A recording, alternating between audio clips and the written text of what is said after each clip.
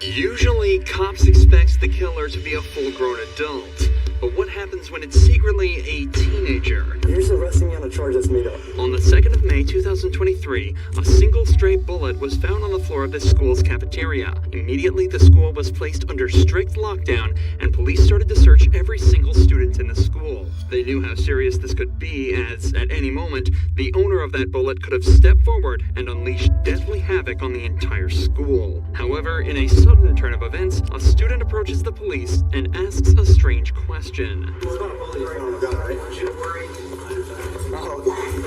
We find something, you know about it? Dude, I had a bullet in my pocket, but it wasn't like, it's not like I'm planning anything. I dropped it on the ground. Okay. I didn't know I'm not allowed to bring a bullet. Okay, well, he's gonna call. Wait, I'm not like a school shooter. The student was identified as Nolan Rosen, who, despite all evidence to the contrary, claims he's not planning anything, and he's not a school shooter. Obviously, though, the police just can't take him at his word, and they have to treat him as an immediate threat to the school's safety. If I was a school shooter, I would have told you. You know what I mean? Today's day, you know, they gotta reiterate your safety. Well, let me ask you this while I got you right here. Just to be honest with me, you didn't bring any gun to school, did you? No. That's the only you only had one round? Yeah. Okay. I wouldn't like bring a gun to school. No, okay, I know. That's not my intention. You know I gotta ask though, right? Was there a bullet found though? It's gotta be in the reason for you know. When I looked it up, it said there's no statute for bringing up, like there's no law against bringing a bullet to school. Okay. I'm just like letting you know. Despite Nolan's oddly calm demeanor and bold claims, the cops decide to search him anyway for the exact reason Nolan's already brought up. If he was a school shooter, he wouldn't tell them. Alright, just turn around, face over here real quick. Put your hand on that table for me. Oh, I got more bullets. I got two. Okay, don't put your hand in your pocket. Just keep your hands on the table. Just put them on the table. Just put them on the table for me real quick, okay? So I'm gonna have to search you. 2 bullets in this one. Literally, if I thought I was doing anything wrong, I wouldn't bring it. I got you. Just know in today's day that you can be too safe, right? Right there. Okay, that's all of them? Yeah, I know. Alright, so you're gonna continue searching, that's all. Literally half on there. So 22 rifle is not even an assault. Yeah. It's not even an assault. Right. 12-15-23. Are these from a range? No, I have a Henry repeating rifle. Kind of just use it as like a thing to like comfort me a little bit. At home or? Yeah. I don't like. I'm not. There's no ill. I have no ill intention. Nolan tells the cops that he's actually worried about the threat of guns on campus and keeps a weapon at home because it comforts him knowing he can protect himself. This might make sense to him, but the cops suspect there's something more to this story. I know why it would raise a concern, but I'm really scared about that stuff like school shooters do. I'm like very and it makes me anxious too that anyone can just walk into school and shoot it up. Like, Do you worry about that? yeah, I worry about that stuff a lot sometimes. You have a gun in your car? Yeah, of course. Well, not of course. Like, I don't carry it all the time, but I just literally carried it in my car. Like, I don't bring it into school. Is there a gun in your car right now? Yeah. Well, let's go out. You'll stay. Yeah. Keep it. They're in my bag. It's not an assault rifle. It's literally a 22 Henry repeating rifle. I didn't ask. For small game. I just want to know if you have one there. The atmosphere in the room changes instantly as Nolan admits to bringing a loaded weapon onto the school campus. The cops' perception of him changes from a confused kid to an active threat. And if he's comfortable bringing a weapon to school in his car, who knows what else he's not telling the officers. 2 cops stay with him in the office, and the rest head out to search his car. Watch that. It's right here. Yeah, just leave it right there for now. It's basically like just a 22 rifle, right? Like something you shoot rabbits with. Or a squirrel. I don't know how to check if it's loaded.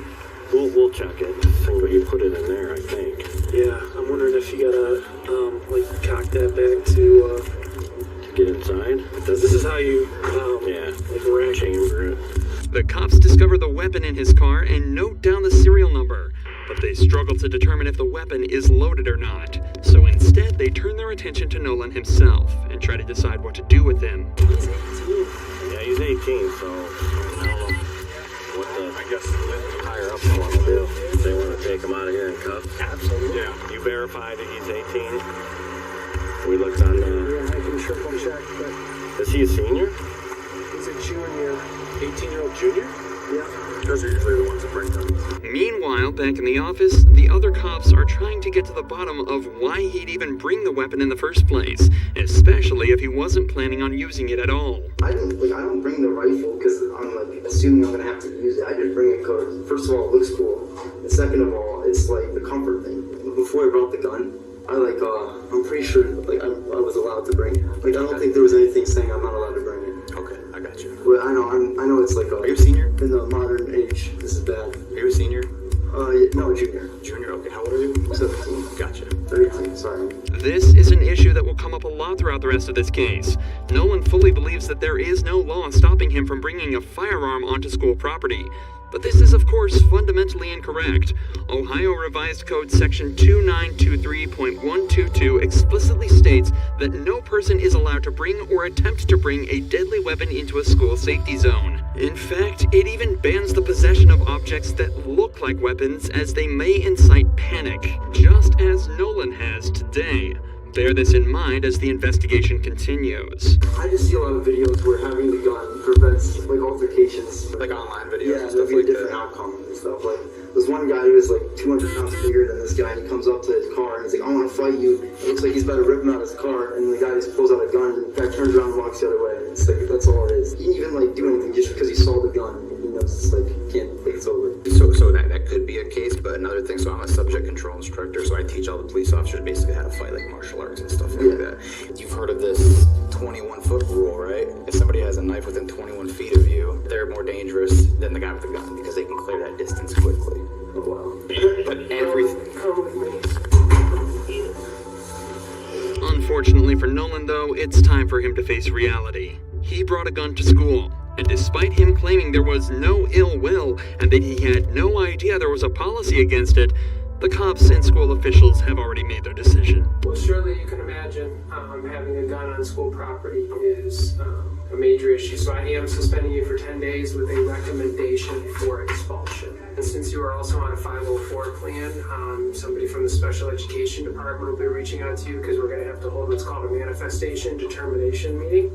But at this point, it is a 10-day suspension with a recommendation for expulsion for weapons, specifically a gun, and disruption of misconduct. I have to go fill out the rest of the paperwork. I didn't disrupt anything. The whole school was on lockdown, buddy. I'd call that about as big of a disruption as you could have. Sorry. Well, the problem wasn't bringing the gun. The problem was I dropped the bullet. That was the problem. And this still isn't the end for Nolan, as the cops take him into custody, and he's shown that the "it's not illegal if you don't get caught" logic is only a fallacy. We talked to our prosecutor. It is against the law to bring a gun into what's called a safety zone or a school, right? That's subjective. What is subjective? But you consider it like a safety zone. Now's not going to be the time to contest it right now, okay? So basically what I'm telling you is we're going to end up charging you, okay? And you're 18 years old. There's no law against that. Bringing a gun on the school property, there's no law. Like, there's no statute. I'm telling you there It's is. a policy, not a law. No, there's a state law in Ohio. But there's also there is another... Nice to meet you. Nice to meet you. Here's what we're gonna do. Okay, we're not gonna debate what is or isn't. We know what we have. We have violation of the law, right? I don't think there is a violation of the law. Okay, you can think that, and we do arrest people that think they aren't in violation of laws. That does happen. And you have the right to believe that. You believe whatever you want to believe. This is a newer generational problem. This is not like a problem that happened back in the day. This might be like your first time dealing with a situation like this in your whole career. So I don't think you can just arrest me like that. But we are arresting you. I can wait to hear behind your back. It's okay. It's okay. It's okay. It's okay.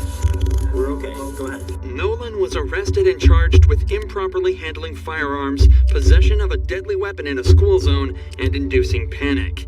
He pleaded not guilty to all of these charges, maintaining his story from the body cam footage. It's all too easy for kids to cause such havoc, and it's lucky that Nolan decided not to use his weapon for evil, just as Michael Beaver did to kill his entire family. But before our next case, let's first take a moment to thank our sponsor, Incogni, for helping us fund these videos. I'm sure you've gotten a scam call before. Well, that's because your information is being sold online without you even knowing about it. This is because there are data brokers who are selling your personal information to online scammers. Most people don't know this, but some people search sites even publish your personal information, including details about family members and address for anyone to look up online. potentially enabling stalkers and impersonators. However, Incogni puts an end to all of this. Incogni reaches out to data brokers on your behalf, requests your personal data removal, and deals with any objections from their side, essentially completely protecting your online privacy. All you have to do is simply create an account telling Incogni whose information to remove, grant Incogni the right to work with you, and just kick back and enjoy daily updates and how your removal is going. If you're sick of robo-spam calls and want to protect your privacy, the first 100 people to use the code INSANITY at the link below will get 60% off Incogni. Thanks to Incogni for making these videos possible. Hello? My dad is attacking my family.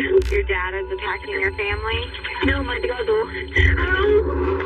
These were the chilling words of 12-year-old Daniel James Beaver as he begged for the police to save him from his two older brothers, who were running rampant throughout his house, killing everybody inside. But less than a minute after the phone call began, Daniel could be heard screaming and begging for his life until the line went dead. Police arrived at the scene quickly and were greeted by a gruesome scene that had played out all across the house. Blood was found smattered around the porch, and a faint cry for help could be heard from inside.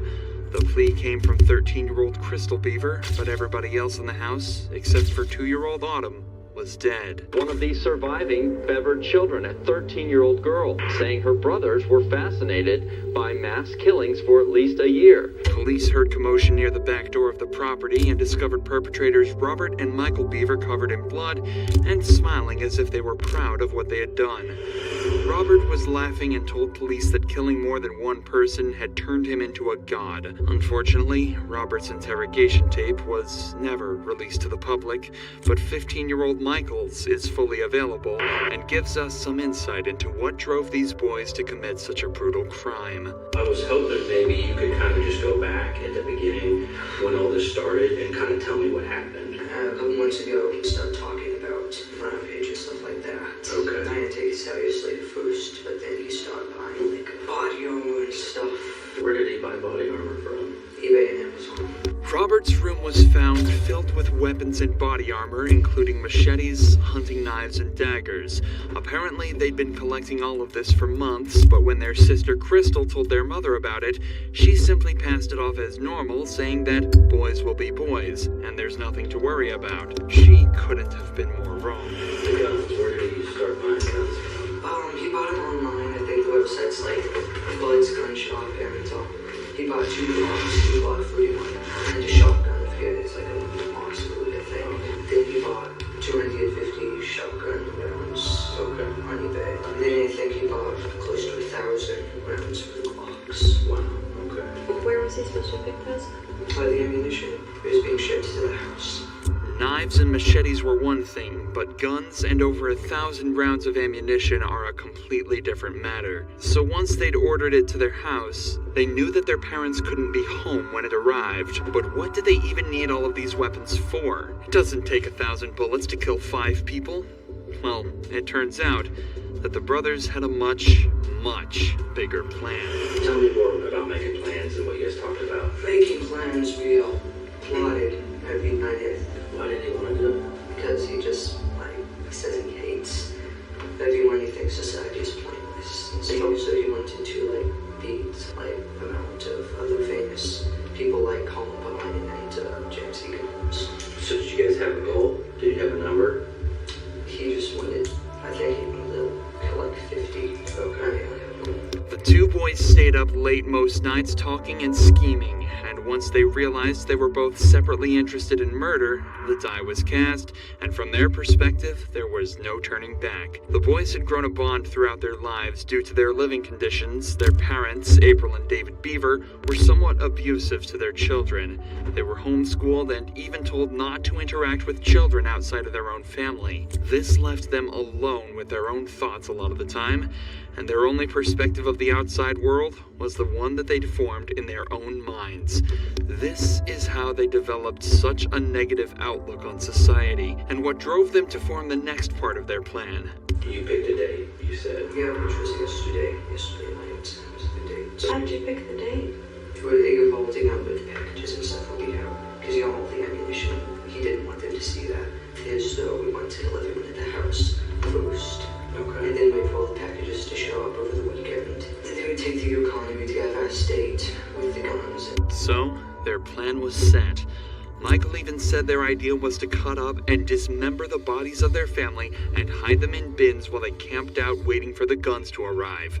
He even added the gruesome detail that they only left Autumn alive because they had planned to decapitate her with an axe a little while later. But of course, all of these ambitious plans fell at the first hurdle. So, what was it that happened that night that caused everything to fall apart for the brothers? The murders began with Crystal, who had entered their room at 11:30 p.m. on the 22nd of July, 2015, to the sight of them gearing up with body armor and knives. Michael lured her over to his computer, and Robert slit her throat from behind. And so she fell down and started screaming. Yeah, one of them kept stabbing. Well, I kind of freaked out because, and then my mom came in and she started yelling, call the police, get Dad.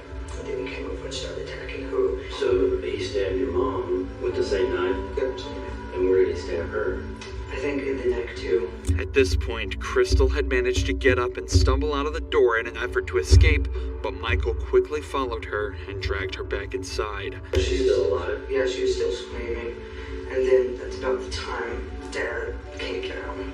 They got a little bit of a fight, but then eventually Robert got him down, Did he cut his throat too?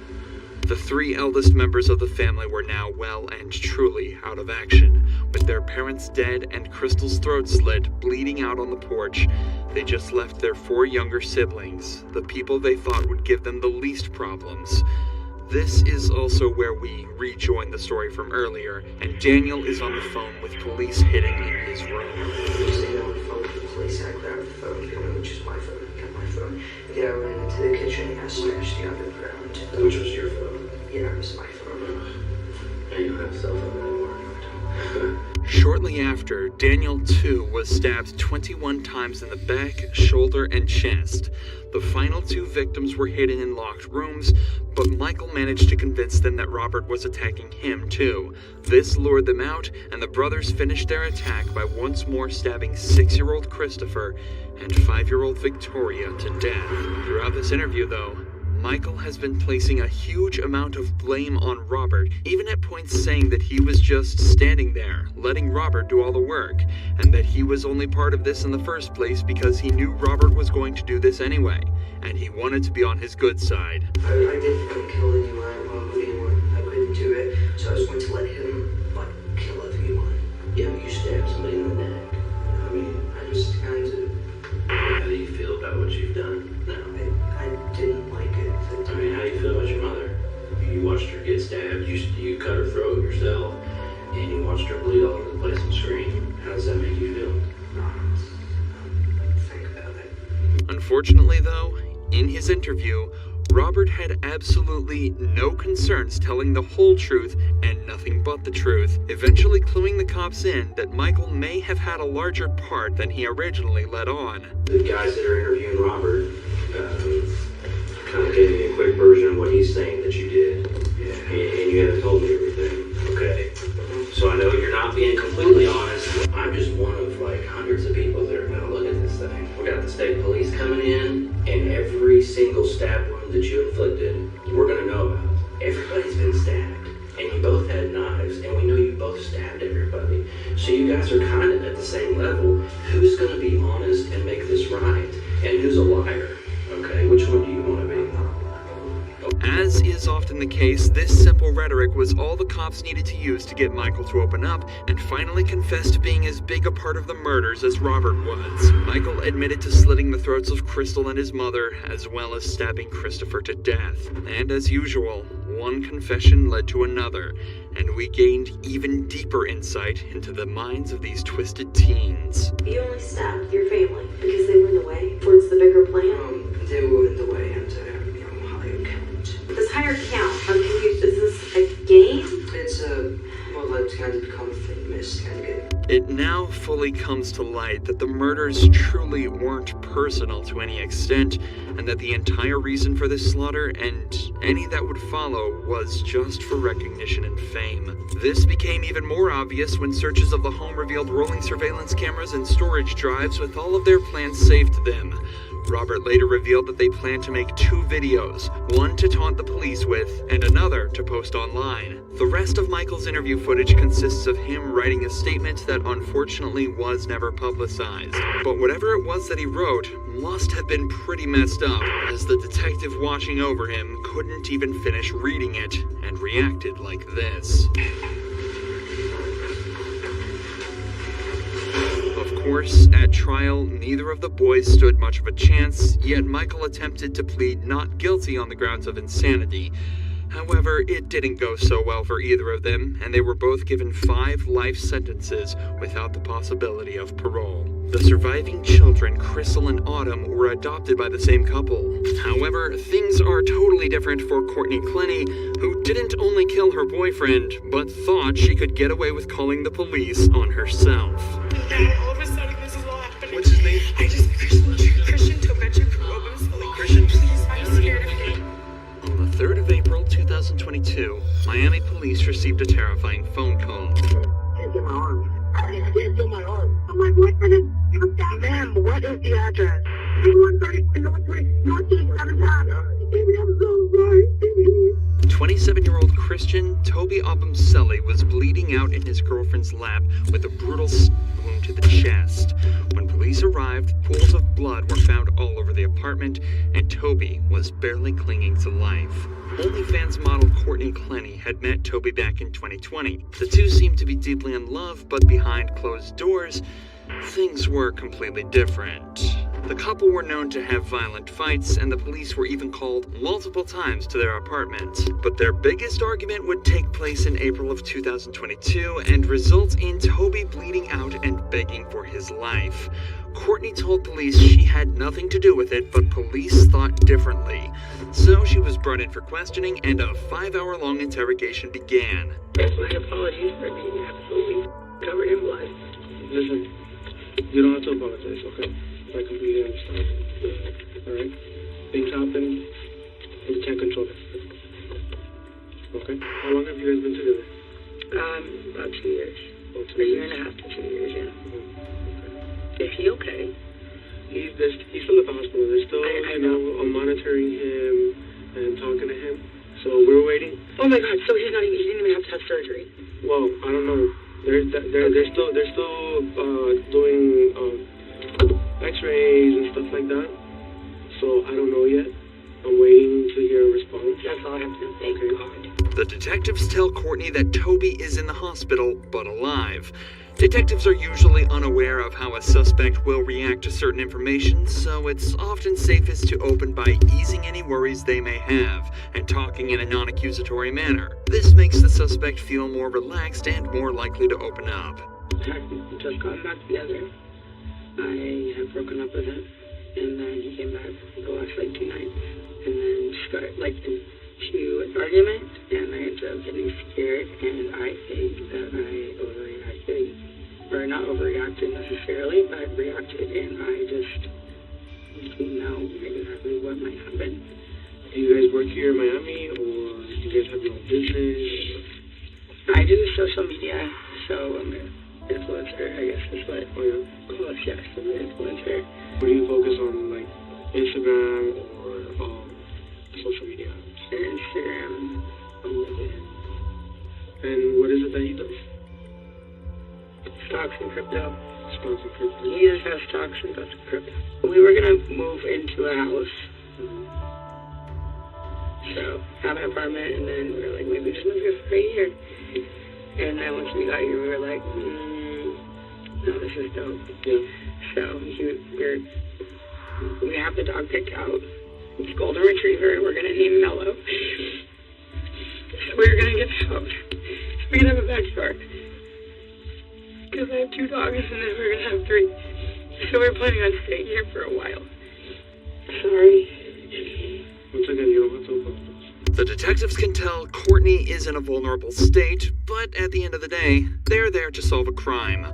Courtney's being investigated for stabbing Toby, and the only defense she's given so far is that there was an argument and things got out of hand. If Courtney did in fact do what she's being accused of, being forced to think about her past and future with Toby would really be messing with her emotions, causing her to become more vulnerable and hopefully lead to an easy confession. Let's start from the start.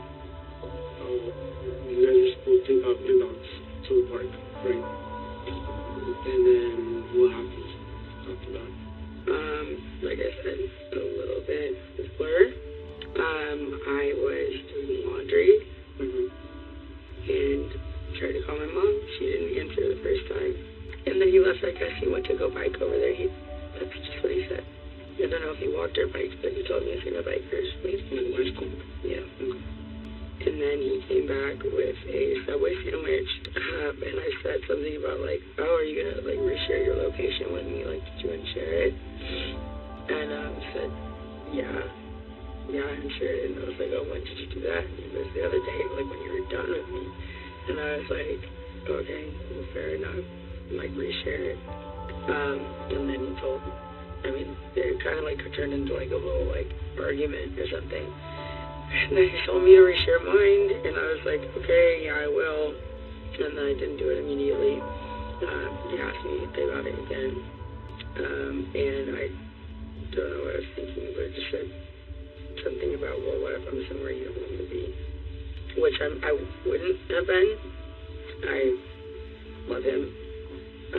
But maybe you don't want to know where I am. I guess maybe it'll just like hurt him because he was pressing me. And he ended up pinning me against the wall.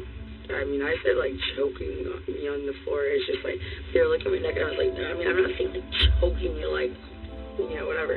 But I mean, he had my like neck. Like, and this happened twice before, where I couldn't breathe and I was on the floor. I could not breathe.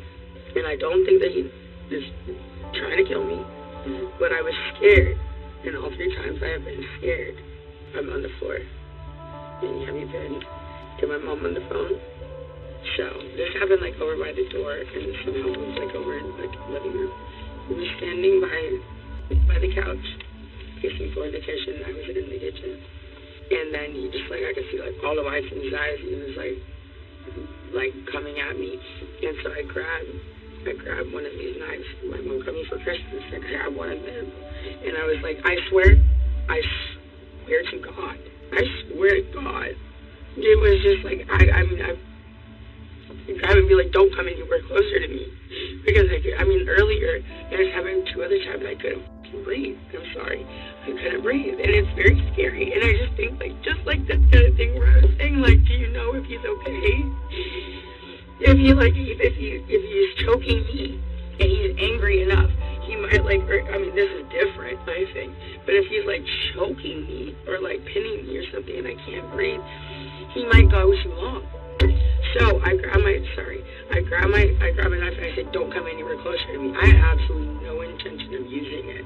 I'm on the phone with my mom and he's coming at me like he's gonna grab either the phone or like the knife or something, and so I was just like I was like, don't come any closer. It's coming at me, and I threw it. And I meant for it to go. How far away was he?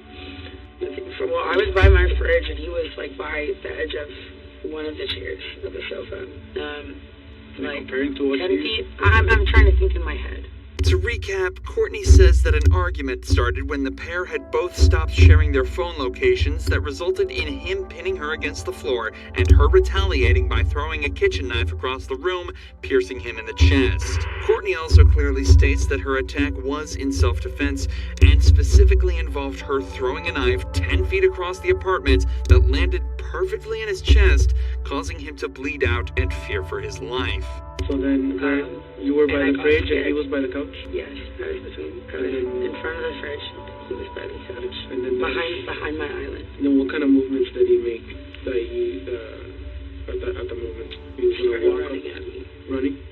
Okay. Well, charging, aggressively walking, something. What was he doing? Like, was he doing something with his hands or? He had his hands up. I couldn't tell you. Was he yelling at you at the time? Yes. Was that at the moment that he was charging you or earlier in one of the arguments? It was before he choked me. Yes, it was before he choked me. Okay. Or whatever. But I swear to God, I was scared. I mean, after like what had just, I was scared, and I was on the phone with my mom, and it was still happening. I was scared. So you told me that he had you against the wall at one point, right? With the hands over your neck. And how did you end up from the wall to the ground? Let me go, and then I started swinging on him because I had been against the wall. Okay. I started trying to hit him, and then he put me on the ground. He dropped you to the ground. When I'm trying to remember like a whole situation of where I was very upset about something, which I've learned this in therapy and whatever, it's like write down like all the details so you don't forget. Just like write it all out clearly so that it makes sense to you and makes sense to somebody else. But I haven't had a chance to have a pen and paper or my phone to like write down exactly what happened. And I haven't really even like fully thought about it. So honestly, my answer is I don't remember. Okay. You guys have a history of... Yeah. You say you've been together how long, sir? Almost 2 years. Almost 2 years. Year and a half to 2 years. So how many incidents you think you've had? I don't know. But we shouldn't be together. Have you made a report before? No.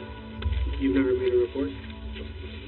Oh, I did in Dallas actually, about a year ago. And he was detained. And what happened there? He had pushed me in the lobby, but it wasn't like a big deal, and they made it a huge deal. The couple had also been involved in another incident in Las Vegas less than a year earlier. Police were called to their apartment after a loud argument was heard, as well as glasses smashing on the floor and walls. The apartment was trashed when police arrived, and Courtney's story was all over the place. Why did you call for help? Because we were getting really loud. And I was like, oh my god, we're gonna like do damage to the room or something. Not damage to each other. Like I really want to like. Why would you think that you were gonna do damage to the room? I like throwing something or like. Did you throw something? Did I? Yeah. No. Did anybody throw anything? No. So why would you think that there is damage to the room to be made? Because I've done that before in our house. And I. What have you done? Thrown a glass and plate. Did you throw a glass or a plate to the team today? No. Okay. So if I've done before. Okay. So when I go to the room and I see a broken glass on the floor, where did the glass come from? I don't know. I literally couldn't even remember how the fight started. Okay. Well. Was there? Yeah. Maybe I did. Well, I'm guessing that I should relax, but that sounds like me. So. Courtney was brought to jail and held for 12 hours overnight, but Toby refused to press charges and advocated heavily for release. This may seem like nothing, but police did conclude that Courtney had attacked him that night by throwing a glass at his head. If nothing else, it proves that Courtney was capable of attacking Toby unprovoked and opens up an entirely new avenue for this investigation. However, it also turns out that police had been in contact with the couple more recently. In fact, they'd actually been called by security to their apartment the day before the attack. But the cops have been up there one other time yesterday for absolutely no reason. Absolutely none. They harassed not the police, but security guards from office, like young security guards. Came up for no reason. Bothered him, bothered me. The cops were called, however, and captured an entire exchange on body cams, providing a stark contrast to the story that Courtney gave here. You call. I didn't. Nobody. I call. You call. What? Okay. What's wrong here? Let it talk. Okay. Okay. The front desk personnel, she informed us that Miss Courtney, her boyfriend, was trying to get into the elevator. And she turned out like this, and she was like, oh no, don't come inside the elevator, okay? So we asked her, I said, do you want him to leave the property? She said no, she don't want him to. I did not say that. I said yes. Courtney, what's going on? What do you need? What? Yeah, come on. Boyfriend. Alright, so what do you want to see? I want a restraining order against Christian Gonzalez. I don't issue those. Because no, I'm serious. Can I do that? You have to go to court. You have to go downtown. How can I make myself first? Courtney is obviously extremely panicked in this footage and seems less concerned about any possible that she may have been sustaining and more worried about getting a restraining order before Toby can. It's also important to note that the building's security noticed her pushing Toby out of the elevator and screaming at him and mentioned absolutely no aggression coming from him. As the evidence mounts up, it's starting to get increasingly more likely that Courtney's whole self-defense story might be straying slightly away from the truth. But as is almost always the case in situations like these, everything is still hearsay, and officially debunking her claims is going to be a challenge for the detectives. But after leaving her alone for almost an hour and letting her change clothes, they return to the interrogation room with some more news for her. So you're living in a nightmare right now. Yes. You know? I will feel so much better once they just say he's stable. Yeah. And I've been asking. That's what we're waiting for. I mean, I feel like at the end, if he's not, that's a lot worse for me. So they've asked for an update, and I asked them for an update as well, so they're checking to see what's going on. Because they're... I don't know what I'm going to do. I don't know what I will do with myself. Well, listen, it's not okay. No matter what... I'm sorry, we can't be together. No matter what happens, no matter where this falls, right? It's out of our control. So we have to inform you that Christian did not make it. Okay. Unfortunately, the doctors did what they could. And Christian is dead. Yes. Oh my God. This is not real, right? Okay. There's no way. Christian died? Can I please have a hug? Am I allowed to do that in here? Sure. No. Okay.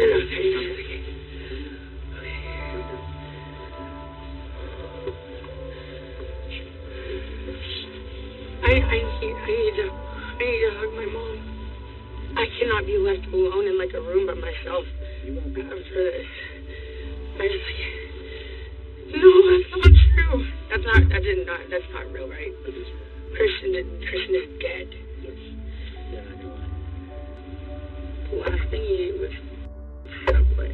What I was saying to that other room, I said, God forbid, when like from far away, what if it had accidentally hit a little bit lower and he died? So we can't change what's occurred and get him before. So just step by step. So you'll get through this, all right? It's easy to tell by the detectives' reactions that they're fairly convinced what happened was indeed self-defense. In fact, one of them was even talking earlier about how he's sure she'd be allowed home that night and that everything was going to be fine. So it obviously wasn't hard for her lawyer to convince them officially that she wasn't guilty and she was let off without any charges. But remember, the detectives weren't aware of any of the evidence mentioned so far. All they know is what Courtney told them. So as time went on, evidence started to mount up, and the Abumselis case was starting to become stronger and stronger. The body cam videos started to become publicly available, and the true nature of her previous arrests came to light. There were also unflattering videos such as this one showing her drunk in public just days after her release. Yeah, and they're seeking justice. Yeah, What? I'll videotape her. Right now, you should go. Yeah, you should go. Justice? You just know her boyfriend. Yeah, you did. Yeah, and yeah, okay, cool. Sure, people make mistakes and drink too much. But when you're seen acting like this in public just days after bawling your eyes out in an interrogation room, you don't exactly get painted in the best light. Just days later, footage secretly recorded by Toby was found on his phone displaying Courtney violently screaming at him, using aggressive language, hitting him across the face, and using racial slurs. You literally talked to her without telling me! Courtney, I was on the bike ride and she passed me and I said hi. You and Courtney are having a live chat. My bad, I forgot to tell you that. That doesn't make you an acting come here. Yes, thank you. Come here. I want you to get away from me! So due to this and many other accounts stating that Courtney was well and truly the one, she was officially taken to court by Toby's family. This is where the final nail in the coffin was delivered by a medical examiner who'd observed Toby's body and come to a conclusion. Now, based on the information you received that the defendant was alleged to have thrown this knife, do your observations support that? If the person who supposedly did this is an expert knife thrower, and the knife is the type of knife that you can throw, I guess that could have happened. Did you receive any information that the defendant was a knife thrower? No. So based on that fact that you did not receive that information, would it support that? No.